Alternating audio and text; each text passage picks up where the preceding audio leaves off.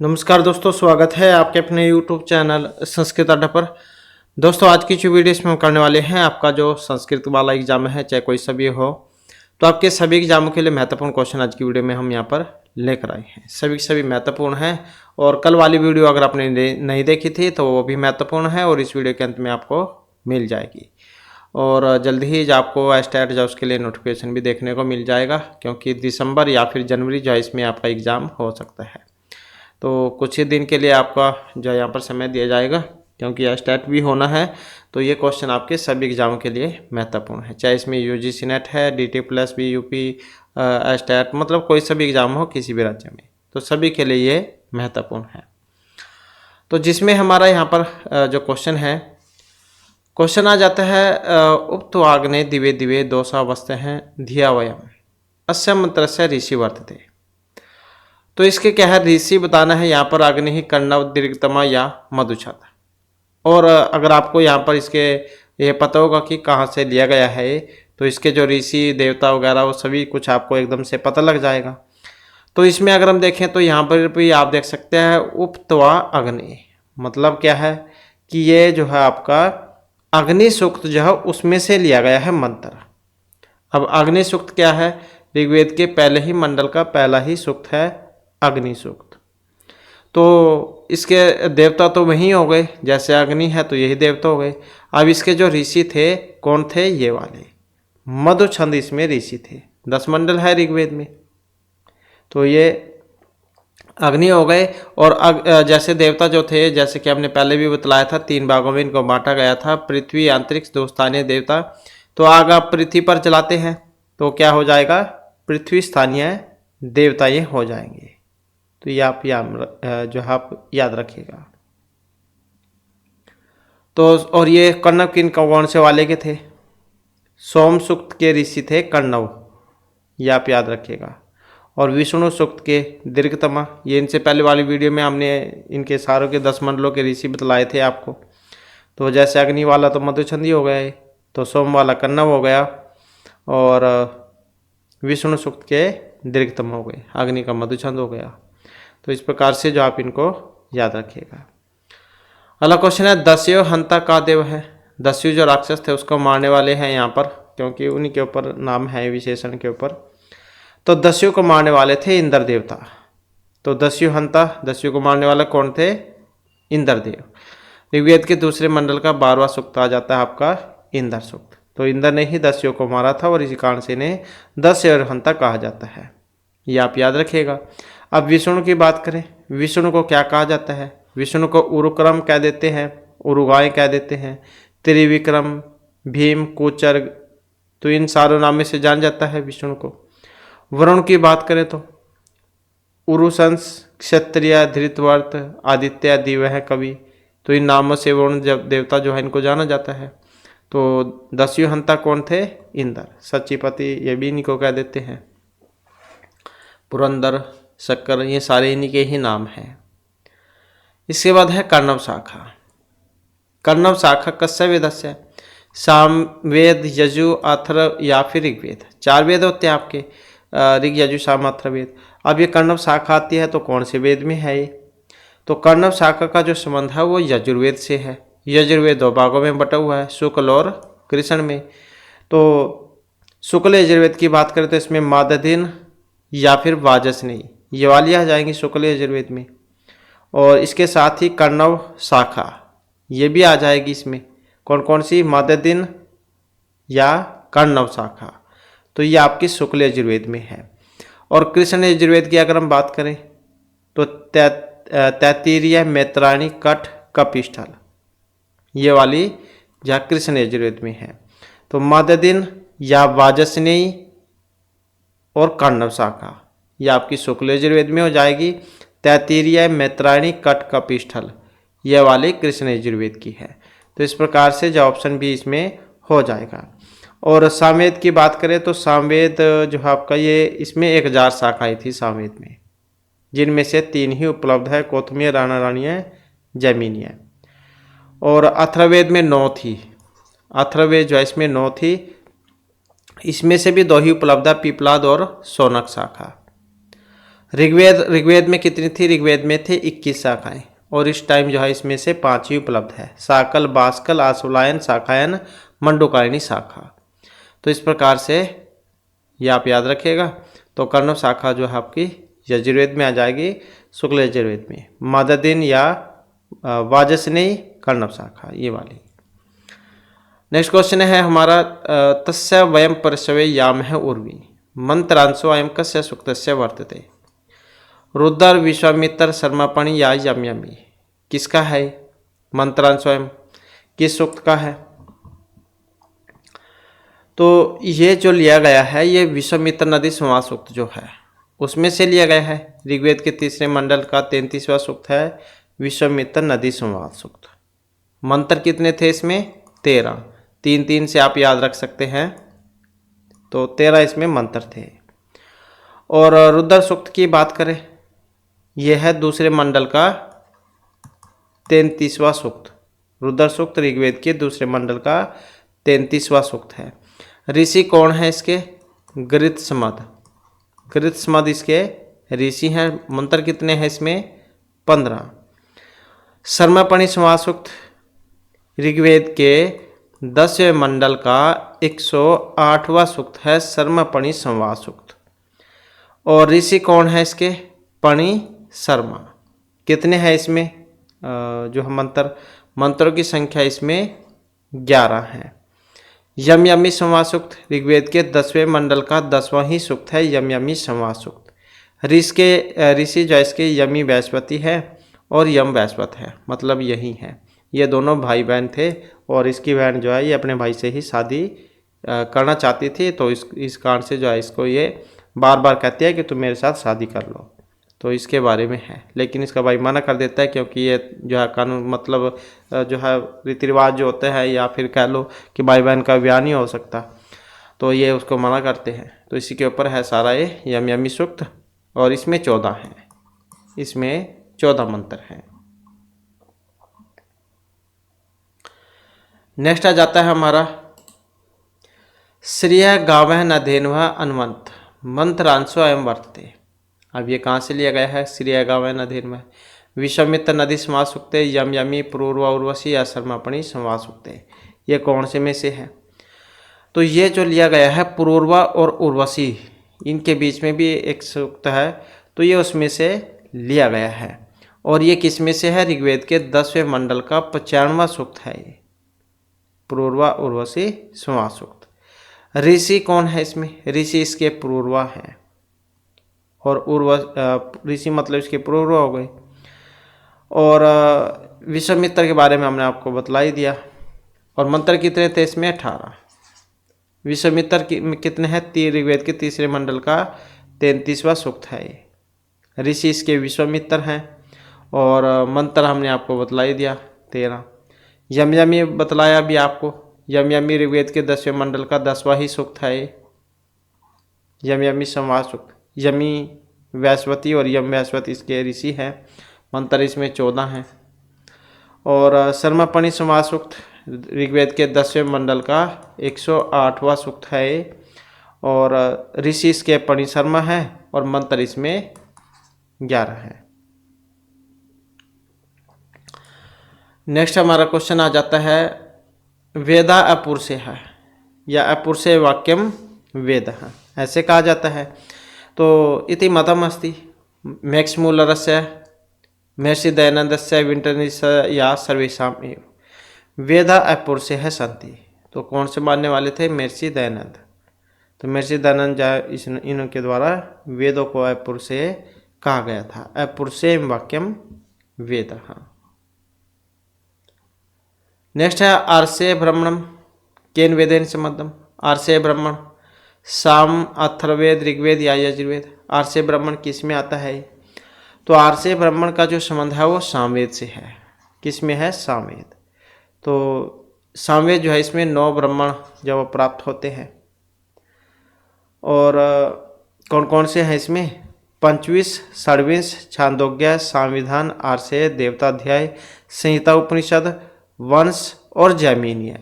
तो इस प्रकार के 9 हैं। ऋग्वेद में 2 हैं इसमें, ऐतरेय ब्राह्मण, शाखायन या फिर कौशिक की ब्राह्मण। और यजुर्वेद में, यजुर्वेद 2 भागों में बटा हुआ है शुक्ल कृष्ण में। तो शुक्ल यजुर्वेद में आ जाते हैं आपके तैत्तिरीय ब्राह्मण, मैत्रायणी ब्राह्मण, कठ ब्राह्मण, कपिस्थल ब्राह्मण। और कृष्ण यजुर्वेद में आ जाएगा आपका शतपथ ब्राह्मण। और अथर्ववेद में इसमें एक ही है बस, गौपथ ब्राह्मण अकेला। और ये 2 भागों में बटा हुआ है पूर्व और उत्तर में, तो इसमें एक ही है अथर्ववेद में। नेक्स्ट है कठोपनिषद केन वेदेन संबद्ध। अब कठोपनिषद किस में है, तो अभी हमने आपको पहले भी बतलाया था इसके बारे में, कैसे कृष्ण कैसे कठ, तो ऐसे आप याद रख सकते हैं। तो कृष्ण यजुर्वेद में आ जाता है आपका कठ उपनिषद। कठ उपनिषद कृष्ण यजुर्वेद से संबंधित है। और जैसे आपका और कौन कौन से है इसमें कृष्ण यजुर्वेद में, कठोपनिषद, तैत्तिरीय, श्वेतर, मैत्रायणी उपनिषद, ये वाले हो गए। और जो शुक्ल यजुर्वेद है उसमें कौन कौन से हैं शुक्ल यजुर्वेद में, तो इसमें ईशावास्य उपनिषद और बृहदारण्यक उपनिषद, ये वाले हैं। ऐतरेय उपनिषद, इसमें ऋग्वेद में कौन कौन से हैं, ऐतरेय उपनिषद, कौशिक की उपनिषद, भास्कर उपनिषद, ये वाले हैं। और सामवेद में केनु उपनिषद, छांदोग्य उपनिषद, ये वाले हैं। और अथर्ववेद में पर्शनोपनिषद, मुंडक और मांडुक्य उपनिषद, ये वाले हैं। तो इस प्रकार से कठोपनिषद जो है वो कृष्ण यजुर्वेद से संबंधित है। नेक्स्ट है शिक्षांगस्य विषय है, यज उपासना मोक्ष उच्चारण। क्या है शिक्षांग का विषय, तो शिक्षा जो अंग है, शिक्षा के अंग हमने आपको बतलाए थे 6, शिक्षा, कल्प, व्याकरण, ज्योतिष, छंद। तो शिक्षा वेद अंगस्य का विषय है, तो कौन सा है, उच्चारण, ये वाला। तो वेदांग शिक्षा का मुख्य विषय क्या है, उच्चारण करना। वेदांग शिक्षा की सहायता से वेदों के उच्चारण का ज्ञान अच्छे प्रकार से हो जाता है, मतलब भलीभांति हो जाता है। तो वेदांग ज्योतिष को जो जानता है वही यज को भी जानता है। व्याकरणस्य कार्षण्यम किमस्ति, छंदशास्त्रम, निरुक्त, ज्योतिष या कल्प साहित्यम। कार्षणम किसे कहा गया है, तो निरुक्त को कहा गया था, जो कि ऑप्शन बी में है। मतलब निरुक्त व्याकरण का पूरक है। किनके द्वारा रचित है निरुक्त, आचार्य यास्क के द्वारा। तो निरुक्त को वेद पुरुष का जो श्रोत्र है कान, वो कहा गया था।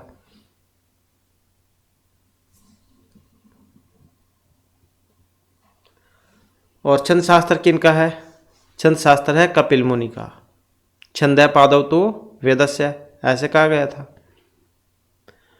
और ज्योतिष वेदांग के जो करता है वो लगधाचार्य थे, ज्योतिष वेदांग के। और ज्योतिष को वेद पुरुष के नेत्रों के रूप में स्वीकार किया गया है। और ज्योतिष को के जो है 2 प्रतिनिधि ग्रंथ हैं, आर्ष ज्योतिष और यजुष ज्योतिष।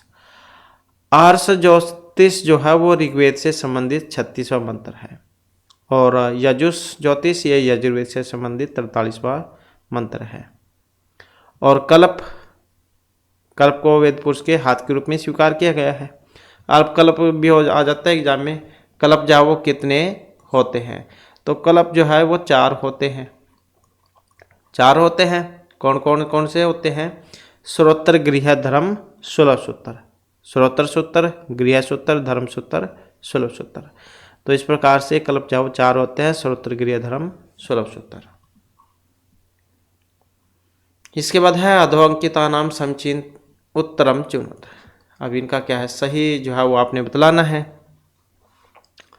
अब इसका क्या है, जिसको भी पहले पता हो उसी का मिलान करके आप देख लें। तो इसी को लगा लो, जैसे पुरुष विद्या अनित्यत्वात् कर्म संपत्ति मंत्र वेद है। तो ये इसका संबंध किससे था, निरुक्त से था। अब 1 और 4 में देख लो कौन सा है, 1 और 4 बस एक ही है यहाँ पर, ऑप्शन ए वाला। इसके बाद है ओम कर्ता है समर, ये वाला, इसका ये कहाँ से लिया गया है, तो इस ईशावास्योपनिषद में से। अब इसमें देख लो। और कौशिक की ब्राह्मण किस में है, ऋग्वेद में है। और शौनक संहिता ये अथर्ववेद में है। तो ऐसे इनका मिलान हो जाएगा।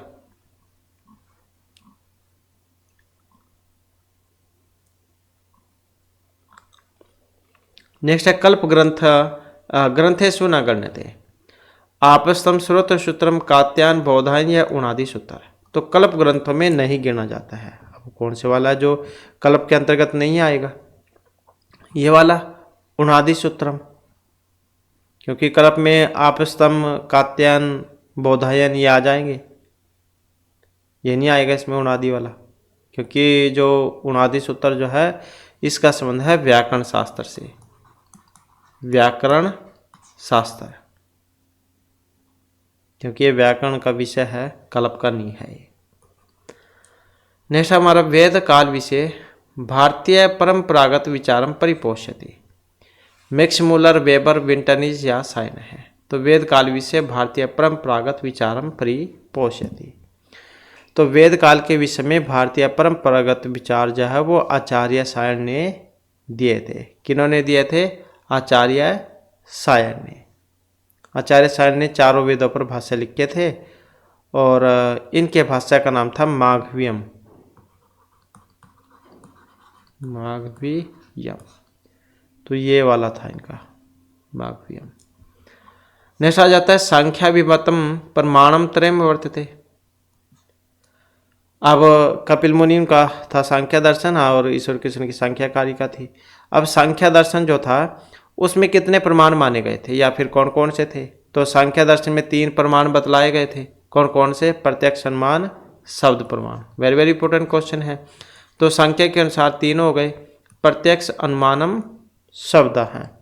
न्यायिकों के अनुसार कितने थे? तो न्यायिक जो उनके अनुसार थे 4। न्यायिक जो थे उनके अनुसार 4 थे। कौन कौन से? प्रत्यक्ष, अनुमान, प्रत्यक्ष, अनुमान, उपमान, और इसी में जोड़ लो एक और शब्द वाला। तो ये लगा लो यहाँ पर न्यायिक जो है उनके अनुसार, ये वाले थे उनके अनुसार 4, प्रत्यक्ष, अनुमान, उपमान और शब्द प्रमाण, ये वाले। मीमांसक जो थे उन्होंने 5 माने थे। मीमांसक जो थे उन्होंने कितने माने थे? 5। कौन कौन से?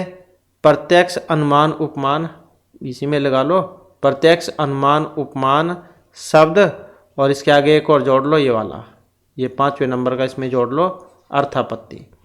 तो न्यायिक ने 4 माने थे, प्रत्यक्ष, अनुमान, उपमान, शब्द।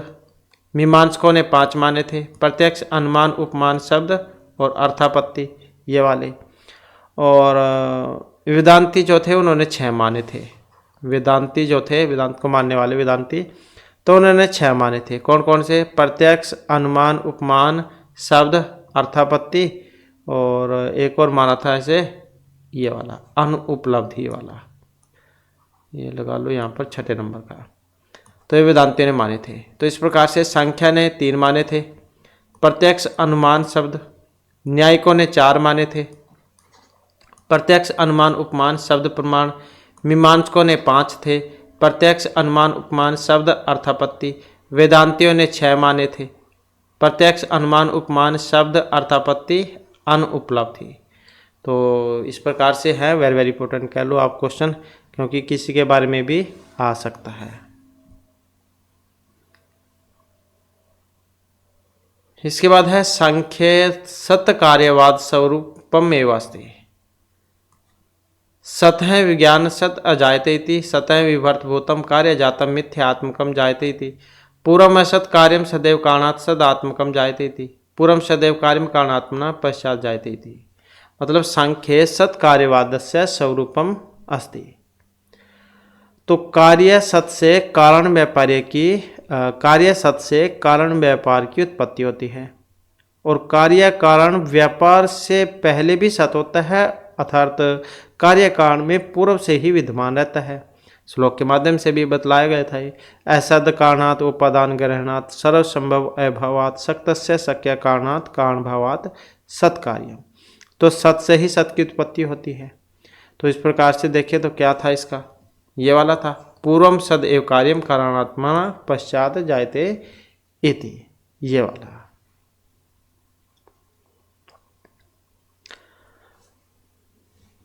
बौद्ध जो थे वो उनका थोड़ा अलग था। बौद्ध मानते थे असत से सत की उत्पत्ति को। बौद्ध जो थे वो असत से सत, असत से सत की उत्पत्ति मानते थे। और न्याय मीमांसक जो थे वो सत से असत की मानते थे। तो न्यायिक मीमांसक इनका उल्टा था, वो सत से और असत ऐसे मानते थे, सत से असत की उत्पत्ति।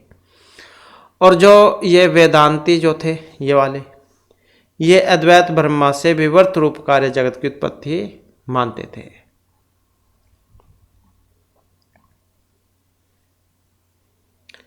इसके बाद है सांख्य मते सत्व गुण से स्वभाव, सुख मोह दुख या अभावात्मक। तो सांख्य मते सत्व गुण से स्वभाव विद्यते। तो सांख्य दर्शन जाओ उनके अनुसार, अब 3 गुण होते हैं, हमने आपको पहले बतलाए थे, सत्व रज और तमो गुण। तो सत्व जो होता है उसे सुखात्मक माना गया है, सत्व जो होता है वह सुखात्मक होता है। और जो रजोगुण है, रजोगुण वो दुखात्मक होता है। और जो ये तम गुण है, तमोगुण, वो मोहात्मक होता है। तो सत्व गुण कैसा होगा? सुख देने वाला, हल्का होता है, ऊपर की ओर गमन करने वाला होता है। तो 3 गुण हैं सत्व रजतम। सत्व सुखात्मक होगा, रज दुखात्मक और मोह तम, ये तमात्मक मोह। इसके बाद है सांख्य पंगु अंधे पंगुवत वर्तते। मतलब संख्या जो है इसमें अंधे और लंगड़े के समान जो है बतलाया गया था, पंगुआ अंधवत। तो ये प्रकृति और पुरुष का जो संयोग है तो उसको बतलाया गया था। और पुरुष जो है वो न प्रकृति है न अविकृति है, प्रकृति प्रधान तथा त्रिगुणात्मक होती है, जबकि पुरुष अप्रधान और त्रिगुणातीत होता है। तो पंगु अंधवत पुरुष को माना गया है और अंधवत प्रकृति को, मतलब लंगड़ा तो पुरुष हो गया, अंधी प्रकृति हो गई, इन दोनों का ही संयोग माना गया था।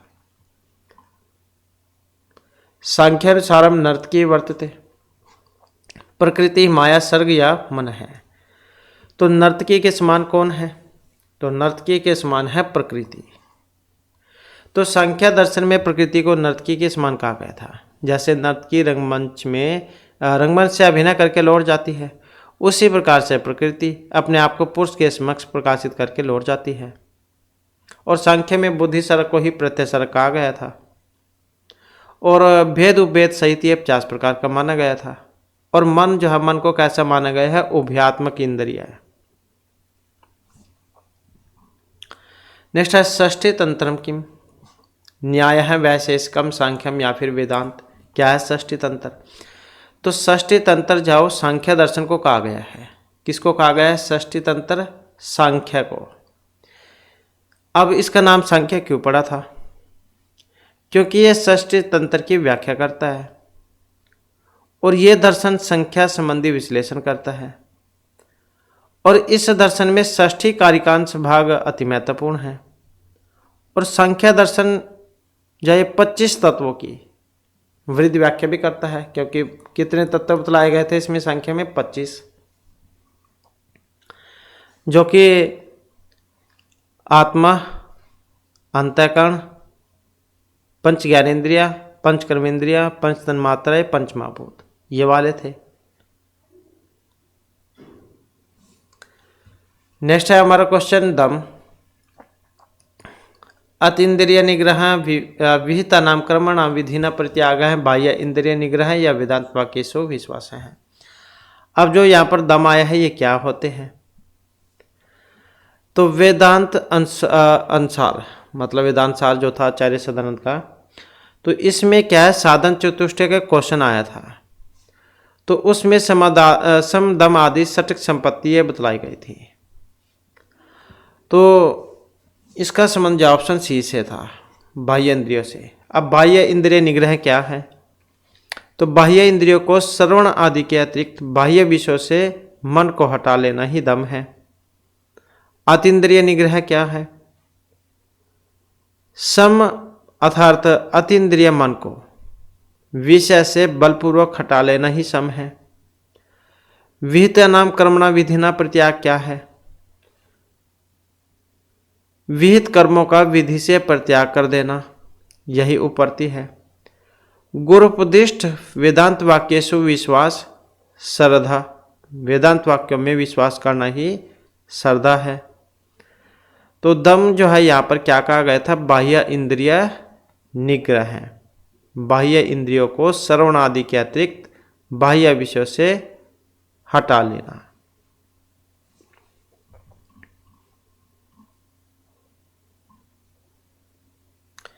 इसके बाद है वेदांत सारे लिंग शरीरानी वाणितानी। वेदांत सार में लिंग शरीर की उत्पत्ति जो वो बतलाई गई थी। तो वेदांत सार में जो उत्पत्ति जो बतलाई गई थी वो कितने तत्वों से बतलाई गई है? 17 से। सप्तदश अव्यानी। कौन कौन से थे इसमें?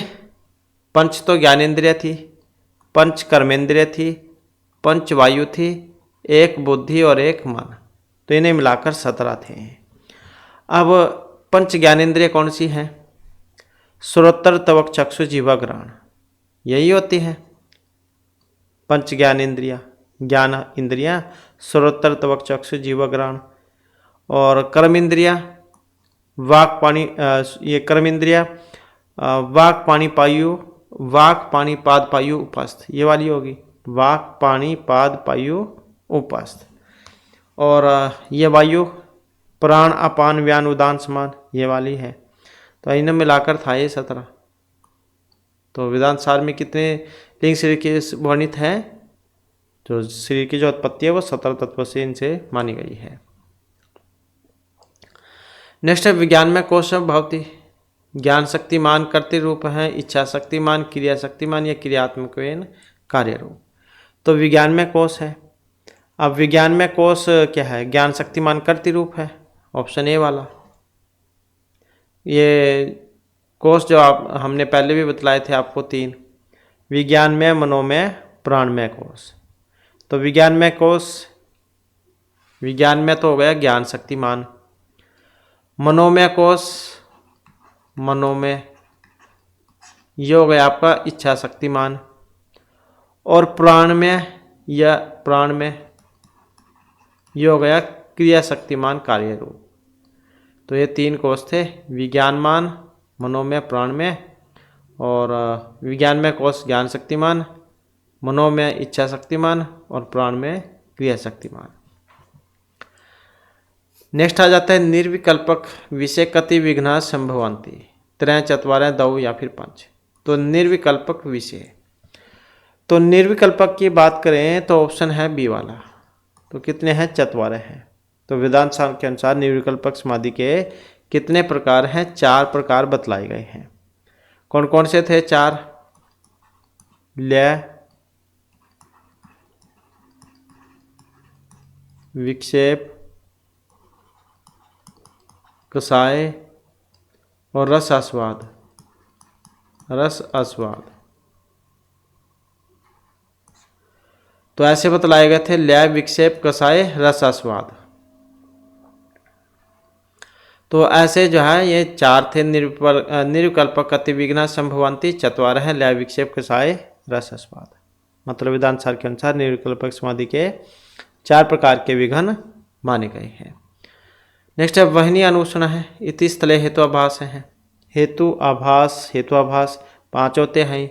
हेतुआभास कितने होते हैं? 5। तो ये वहनी अनुष्ण है। अब आग तो गर्म होती है, ठंडी तो नहीं होती। तो ये इसमें किस प्रकार का हेतुआभास था? शैव्यभिचारी, अपाधिक बाधित है या आश्रय सिद्ध। तो वहनी अनुष्ण है, इसमें क्या है? बाधित हेतुआभास है, जो कि ऑप्शन सी में है।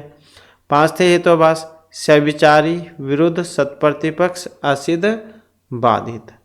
तो शैव्यभिचार और विरुद्ध, शैव्यभिचार विरुद्ध हो गया एक, शैव्यभिचार विरुद्ध, सत्प्रतिपक्ष, असिद्ध, बाधित। तो ऐसे थे। नेक्स्ट है प्रार्थ अनुमाने अव्याह भवन्ति। अनुमान का क्वेश्चन है, दो होते हैं, एक स्वार्थ अनुमान, एक प्रार्थ अनुमान। एक जो आपने बताने के लिए हो, एक दूसरे को समझाने के लिए हो। तो ये प्रार्थ अनुमान मतलब दूसरों को बताने के लिए जो होता है वो वाला है। कितने होते हैं? 5 होते हैं। अब पंच ये भी एग्जाम में आता है अनुमान का। तो प्रतिज्ञा, हेतु, उदाहरण, उपनय, निगमन, ये होते हैं 5। अनुमान 2 है।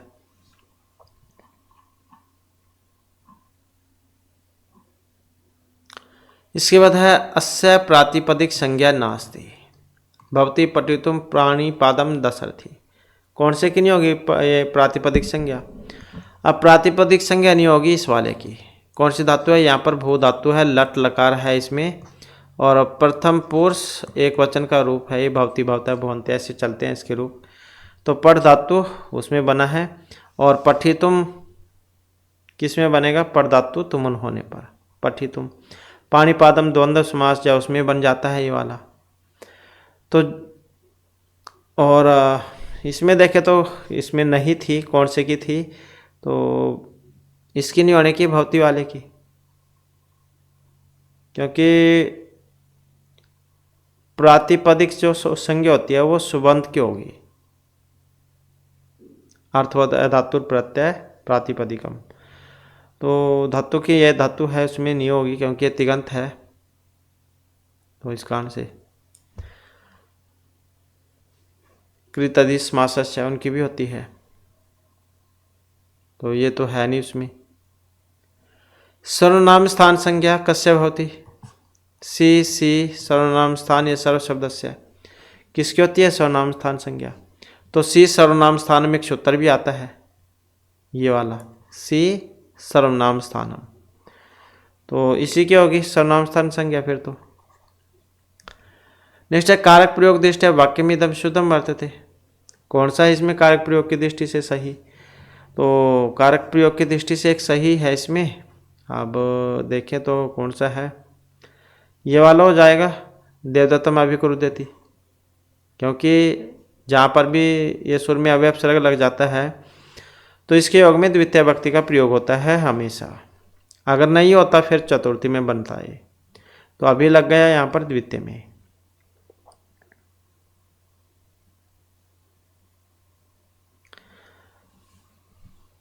और सूत्र कौन सा आता है इसमें? क्रुद्ध दुर्ह उपसृष्टि हो क्रम, ये वाला उपसर्ग से युक्त क्रुद्ध और द्रुह धातु के योग जिस पर क्रोध और द्रोह किया जाएगा उसकी क्रम संज्ञा होगी। तो क्रूरम अभिक्रुद्धति या अभिद्रुह्यति, तो इस प्रकार से है। नेक्स्ट है अनिप्सित संज्ञा। कौन सी होती है अनिप्सित की? कारण संप्रदान कर्म या पदान संज्ञा अनिप्सित की। तथा युक्तम च अनिप्सितम, ये वाला सूत्र आता है द्वितीय भक्ति में। गराम गच्छन तीर्णम सप्रिस्ति, ये वो वाला उदाहरण आता है इसका। या फिर ओदनम भुंजानो विषम भुंकते, वो वाला आता है। तो इस प्रकार से कौन सा हो जाएगा? कर्म संज्ञा वाला। तो अनिप्सित की कर्म संज्ञा होगी। तथा युक्तम च अनिप्सितम जो है उसके द्वारा। कर्ता का अनिप्सित पदार्थ भी इप्सित पदार्थ के समान कर्म संज्ञक होता है। नेक्स्ट आ जाता है अकथितम च, वेरी वेरी इंपॉर्टेंट है। एक न एक उदाहरण तो एग्जाम में आते ही है, मान के चलो 99% एक उदाहरण तो इसका आते ही आता है, क्योंकि 16 धातुएं आ जाती हैं इसके योग में। तो इत्यस्य सूत्रस्य उदाहरणम अस्ति। कौन सा है इसका उदाहरण? अब इसके योग में 16 धातुएं आ जाती हैं। दुहु, याच, पच, दंड, रुद्र, प्रच, ची, ब्रू, सास, जी, मत, मुस, नी, री, क्री, वह, ये वाली। तो कौन सा था इसमें? अब कौन से वाला था? ब्रू धातु वाला। दुहु, याच, पच, दंड, रुद्र, प्रच, ची, ब्रू, सास, जी, मत, मुस, ब्रू धातु। तो इस कारण से अयम उपपद विभक्ते प्रयोग वर्तते। ग्रामादायाति, हरि सेव्यते, लक्ष्म्य सहिता या रामात पृथक। तो अयम उपपद विभक्ति प्रयोग कौन सा है? उपपद विभक्ति वाला। तो यही है रामात पृथक वाला।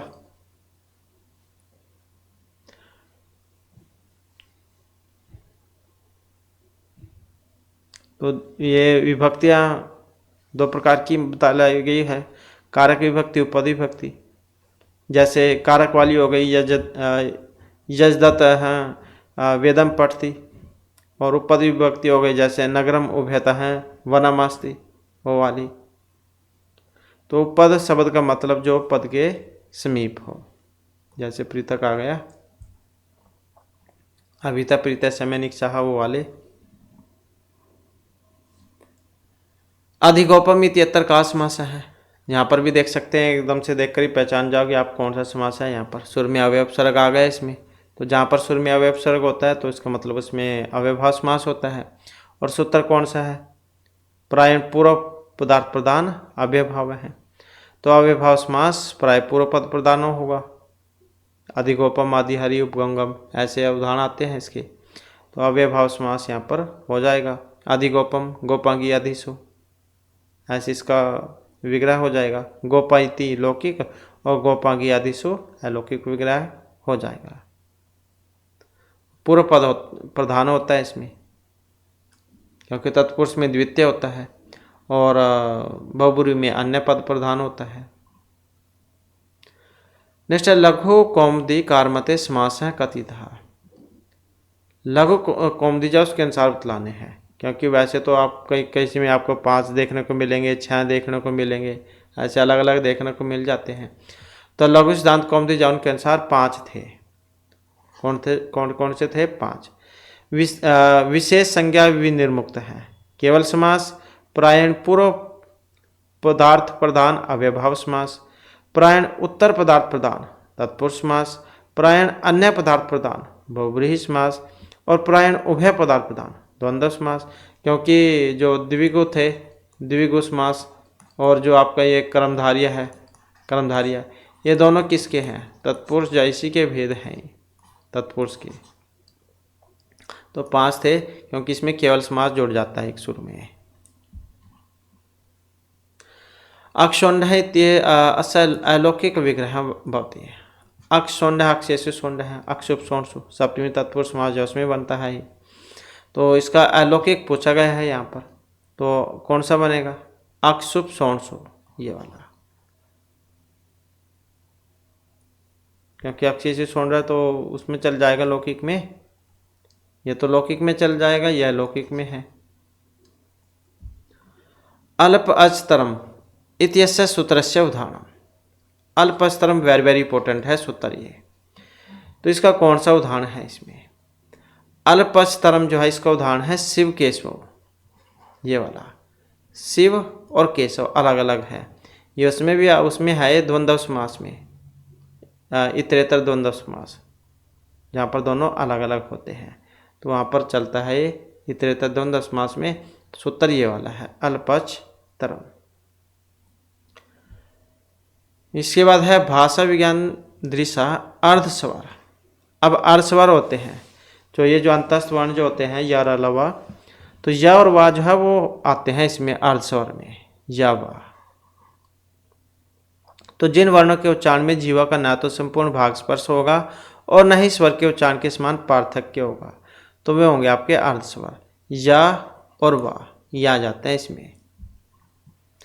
इसके बाद है निम्न अंकितेषु ध्वनि नियमस्य प्रवर्तका न वर्ते, ग्रीम ग्रासमान वेभरिया वर्ण। तो ध्वनि नियम के प्रवर्तक नहीं थे इसमें एक, तो इसमें 3 नियम आते हैं, जो कि आचार्य हैं, विद्वान है यहाँ पर प्राचीन। तो एक तो ग्रीमी ही है, एक ग्रासमान है, और एक वर्नर है, ये वाले। तो संस्कृत भाषा में 3 जावत ध्वनि प्रवर्तक आचार्य हुए हैं, ग्रीम ग्रासमान वर्नर। तो नहीं में पूछा गया था, नहीं आएंगे इसमें एक, अब वो कौन से थे तो आप समझ ही जाओगे अब। तो वेबर का नाम इसमें नहीं आता है। शकुंतलाया अंगुलिकम कुत्तर प्रभष्टम। अब जब रास्ते में शकुंतला जा रही थी तो उन्हें प्यास लगती है, तो सच्ची तीर्थ आता है वहाँ पर एक, उसमें अपना जो है वो हाथ धोने के लिए जैसे उसमें पानी में डालते हैं तो उसकी अंगूठी जो है उसमें निकल जाती है, और अंगूठी चल जाती है एक मछली के पेट में। और जब मछुआरा मछलियों को पकड़ता है, उसको काटता है, तो उसके अंदर से अंगूठी निकलती है। उसे लेकर वह राजा दुष्यंत के पास चल जाता है। राजा दुष्यंत उस अंगूठी को देखते हैं और सारी घटना से याद आ जाती है कि उसने निशाय जो शकुंतला थी उसको छोड़ दिया था। तो फिर बहुत रोता है, वो उदास हो जाता है। तो ऐसी घटना होती है ये। तो शकुंतला की जो अंगुलिकम जो गिरी थी अंगूठी, वह सची तीर्थ जो था वहाँ पर उसमें गिरा था।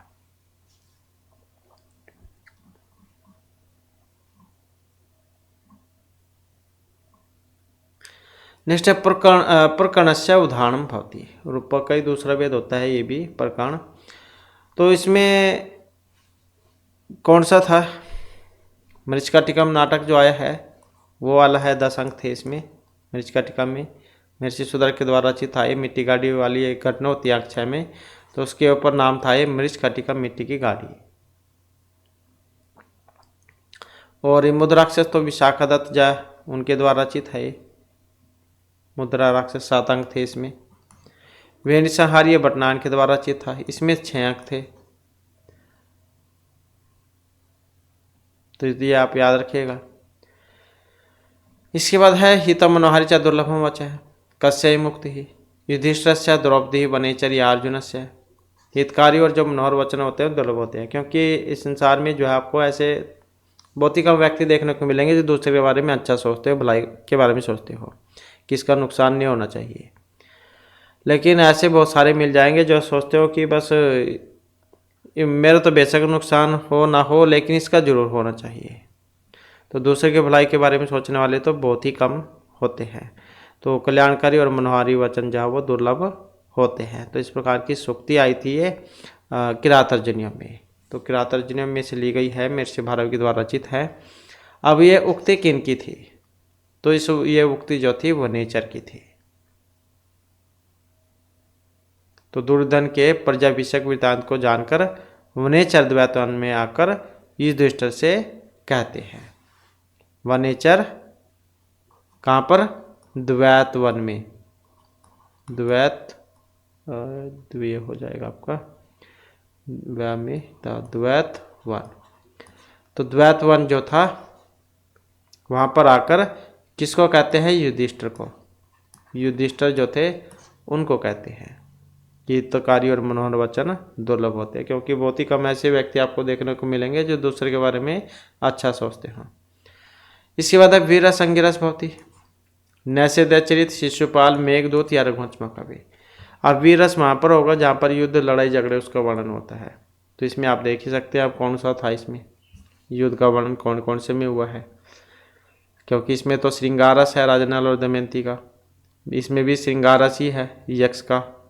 और ये रघुवंश महाकाव्य इसमें भी वही मान लो आपके उसमें से है जो रामायण में से। तो वीर रस कौन से में था अब इसमें?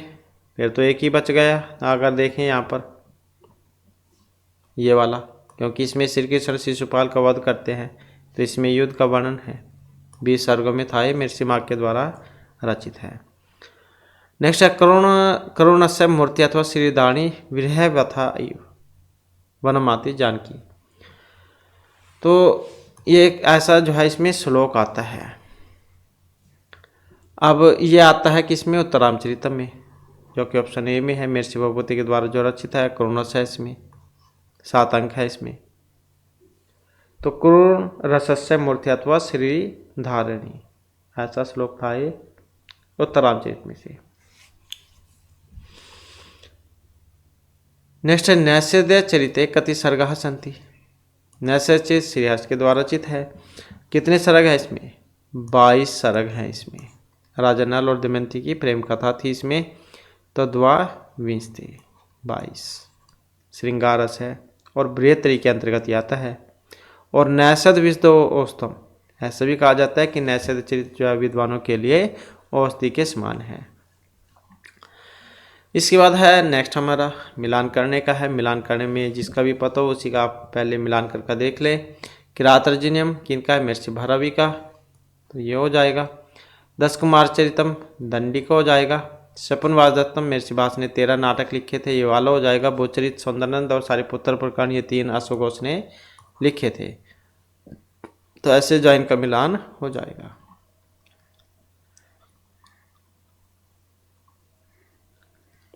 इसके बाद है यहाँ पर महत्वपूर्ण क्वेश्चन, पुण्यवर्मा जो थे वो किस देश के राजा थे। ऐसे भी क्वेश्चन बहुत आते हैं एग्जाम में। तो पुण्यवर्मा जो थे वो विदर्भ के थे। कहाँ के थे? विदर्भ देश के राजा थे। तो पुण्यवर्मा भोज वंशीय जो राजा थे अनंत वर्मा के पिता थे।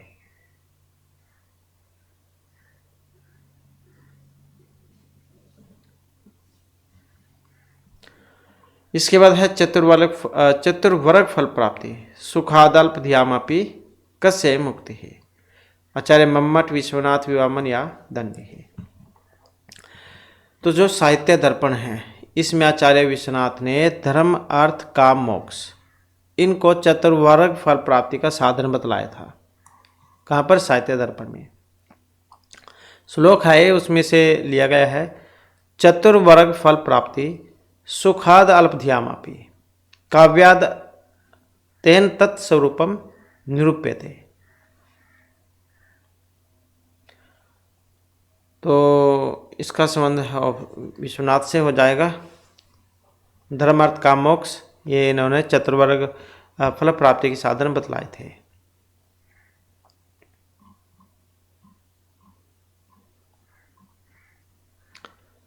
इसके बाद है संस्कृत नाटकेषु विदुषकस्य वर्ग है, ब्राह्मण क्षत्रिय वैश्य शूद्र। वेरी वेरी इंपॉर्टेंट है।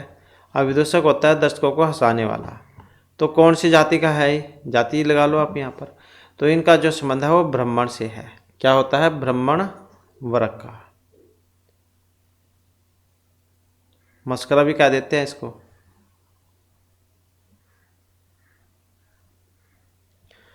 इसके बाद है लोकवृत्त अनुकरणम नाट्यमेतत् मया कृतम श्लोक पादों कस्मिन् शास्त्र ग्रंथे वर्तते धर्म अर्थ नाट्य शिल्प शास्त्र। तो इसका संबंध बताना है। तो इसका संबंध जो है ये हो जाएगा नाट्य शास्त्र से। आचार्य भरतमुनि का नाट्य शास्त्र और किस में है? 36 अध्यायों में है।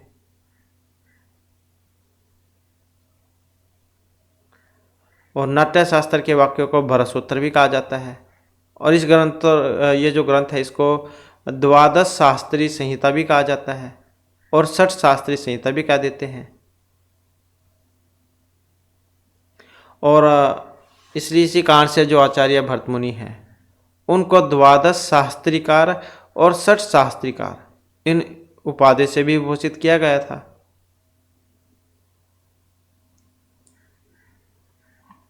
इसके बाद है मुख्यार्थ बाधे तद युक्त अनर्थ प्रतीयते। तो ये क्या है? यहाँ पर लक्षण जो थी उसका उदाहरण था। यहाँ पर मुख्यार्थ बाधे तद युक्त अनर्थ प्रतीयते। तो कौन किस शक्ति का उदाहरण है यहाँ पर ये?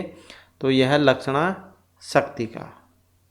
अब आचार्य जो मम्मट है उन्होंने जो है अपने काव्य में शक्तियाँ जो थी वो 3 प्रकार की बतलाई थी, अभिधा लक्षणा व्यंजना। और जो अभिधा शक्ति थी इससे क्या बतलाया था? तत्तर संकेतित अर्थस्य बोधनाद अग्रिमा अभिधा शक्ति, ये वाली बतलाई थी अभिधा। और मुख्यार्थ बाधे तद युक्त यो अनर्थ प्रतीयते रूढ़ी प्रयोजन द्वा असौ लक्षणा शक्तिर अर्पिता। तो ऐसा बतलाया था लक्षणा के बारे में। और वीरतासु अभिधासु यो अर्थ बोधते अप्रसा वृत्ति व्यंजना नाम शब्द से अर्थ अधिक सच है, ये वाला बतलाया था व्यंजना के बारे में। तो ऐसे जो है इन्होंने 3 ये बतलाए थे।